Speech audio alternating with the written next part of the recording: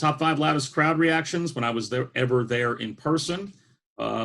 NBC called upon me to be a sideline reporter in 2000 when the whole world for them was at the Olympics down in Sydney, Australia.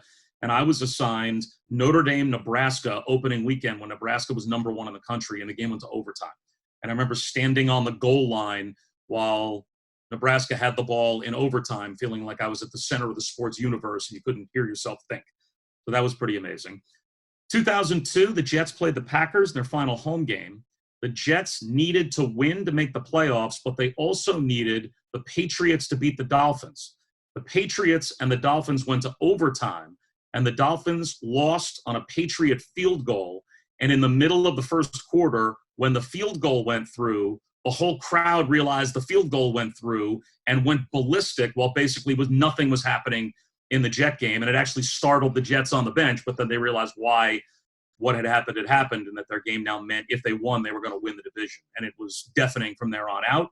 And then the following week, the Jets played the Colts in their last home playoff game to this date and won 41-0. And it was just an asylum the entire game. It was great. If you've never been to Allen Fieldhouse, get there, because any Kansas home basketball game is going to be the loudest basketball game you've ever been at, bar none.